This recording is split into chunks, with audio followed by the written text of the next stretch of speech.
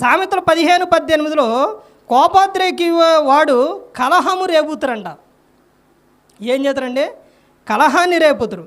సామెతలు 22 ఇందా చదివేవండి, 22, 24, 25 కోపచిత్తునితో సహవాసము చేయకుడి.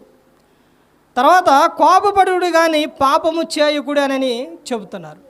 ఇవన్నీ ఏంటంటే నరుని కోపం వల్ల వచ్చే ప్రమాదాలు అన్నమాట. ఇవన్నీ కూడా అంటే నరుని కోపం దేవుని నీతిని నెరవేర్చదు అని చెబుతున్నారు. కోపం వల్ల చాలా ప్రమాదం అనేది ఉందండి. ఒక తండ్రి కారు కొనుక్కున్నాడు. ఒక ఆయన కారు కొనుక్కున్నప్పుడు మీకు ఈ విషయం చెప్పే ఉంటారు. కారు కొనుక్కున్నాడు. కారుని శుభ్రంగా కడుక్కుంటున్నాడు. కడుక్కున్న తర్వాత ఒక పిల్లవాడు అంటే అలా కొడుకు చిన్నపిల్లవాడు అక్కడికి వెళ్ళి పెన్సిల్ ఉండిద్ది కానీ పెన్సిల్దే చిన్న లేకపోతే రాసేది అని తీసుకొని వెళ్ళి దాని మీద ఇలా రాస్తా ఉన్నాడు. ఆ కారు మీద అంత దూరంలోనేమో అక్కడ తండ్రి ఉన్నాడు. కారు మీద ఇలా రాస్తా ఉన్నాడు. ఎటు చూసేసరికి ఆ కారు మీద ఆ పిల్లవాడు రాస్తాడు. ఏంట్రా రాస్తావని పక్కన రాడ్ ఉంటే రేంచ్ దాన్ని తీసుకొని ఇసిరేసాడు. రేంచి వెళ్ళి పిల్లవాడికి తగిలింది. తగలటంతోనే ఏమైపోయిండు? పడిపోయిన పిల్లవాడిని గబగబ పరుగున హాస్పిటల్కు తీసుకెళ్ళాడు. డాక్టర్ గారు పిల్లవాడు పడిపోయిండు చూడండి అని ఇచ్చారు. లోపల తీసుకెళ్ళిపోయిన తర్వాత బయటకు వచ్చి డాక్టర్ చూసి బయటకు వచ్చి ఏమైందయ్యా అని అంటే ఇలా కారు మీద అలా రాస్తున్నాడని రేంజ్ చేతు పక్కన ఇది ఉంటే అది ఇసిరేసానండి అని చెప్పారు. ఇసిరేసావు, మంచి పని చేసావు, నీ కుమారుడిక లేడు, చనిపోయిండు. ఆ రాడ్ వెళ్ళిపోయి తగలరాని చాట తగిలింది, ఆడకాడే చనిపోయాడు. ఇక తండ్రి ఏడుస్తున్నాడు.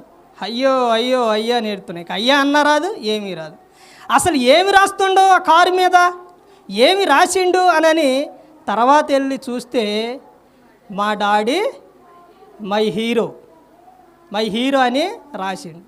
ఏమి రాస్తున్నావు నాన్న అని దగ్గరకు వచ్చి చూడొచ్చుగా.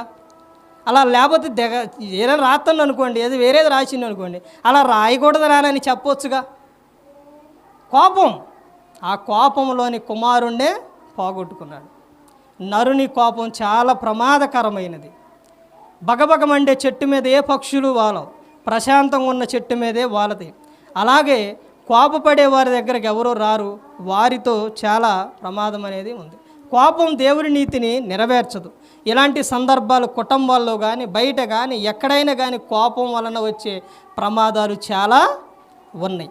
అందుకని ప్రతి ఒక్కరూ కూడా యేసుక్రీస్తు ప్రభువారు మనకు మాదిరి. ఆయన ఎలా ఉన్నారో ఆయన మార్గంలోనే మనం ప్రతి ఒక్కరు కూడా ఉండాలి. ఎవరు నశించి నరకానికి వెళ్ళిపోకూడదని యేసుక్రీస్తు ప్రభువారు ఈ లోకానికి వచ్చి మనందరి కోసం సిలువలో ఆయన మరణించారు. ప్రతి ఒక్కరు కూడా దేవుని యందు భయభక్తులు కలిగి పరిశుద్ధాత్మ మాట వింటూ హృదయశుద్ధిని కాపాడుకుంటూ క్రీస్తుని పోలి నడుచుకున్నప్పుడు ఈ లోకం విడిచిన పరలోకానికి చేరుకుంటారు. మరి ఈ విధంగా నిలబెట్టి మాట్లాడించిన తండ్రి దేవునికి కృతజ్ఞతాస్తుతులు చెల్లిస్తూ ఇంతవరకు శ్రద్ధగా ఉన్న మీకు ప్రభు పేరట హృదయపూర్వక వందనాలు చెల్లిస్తూ ఈ మాటను ముగిస్తున్నాను. అందరికీ వందనాలండి.